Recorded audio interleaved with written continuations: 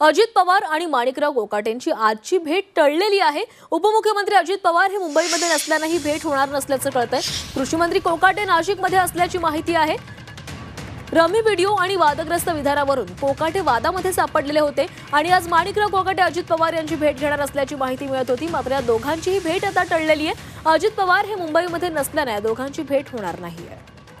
आणि या संदर्भात अधिकची माहिती घेऊयात। आमचे प्रतिनिधी सीमा आढे आपल्यासोबत आहेत। सीमा, गेल्या अनेक दिवसांपासून माणिकराव कोकाटे हे चर्चेमध्ये आलेले आहेत। आज ते अजित पवारांची भेट घेणार होते, मात्र ही भेट आता टळलेली आहे।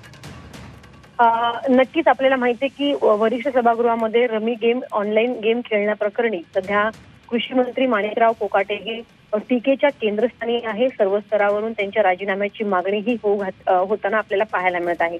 या सगळं वाद सुरू असताना उपमुख्यमंत्री अजित पवार आणि अर्थात पक्षाचे पक्षप्रमुख अजित पवार यांनी माणिकराव कोकाटे यांना भेटण्यासाठी बोलवलेलं होतं। आज या दोन्ही नेत्यांची महत्त्वाची भेट मुंबईमध्ये होणार होती, मात्र उपमुख्यमंत्री अजित पवार यांनी आपला मुंबई दौरा रद्द केल्यामुळे आजची ही भेट जी आहे ती टळलेली आहे। सोबतच माणिकराव कोकाटे ही सुद्धा नाशिकमध्ये असल्यामुळे दोन्ही नेते मुंबईमध्ये नसल्यामुळे आता आज होणारी भेट ही पुढे ढकलण्यात आलेली आहे।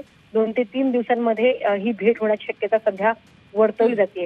विरोधक असेल किंवा मग सत्ताधारी पक्षातले काही नेते असतील, याच प्रकरणावरून खरं तर वेगवेगळ्या प्रतिक्रिया देताना आपल्याला पाहायला मिळत आहे। सोबतच माणिकराव कोकाटे हे सुद्धा आपल्या एका विधानावरती ठाम नसून आपल्या प्रत्येक पत्रकार परिषदेमध्ये रमी खेळण्याप्रकरणी वेगवेगळे वक्तव्य करत आहेत आणि त्यामुळे प्रकरणाला वेगळंच वळण लागते आणि त्यांच्या राजीनाम्याची मागणी ही जोर धरू लागलेली आहे।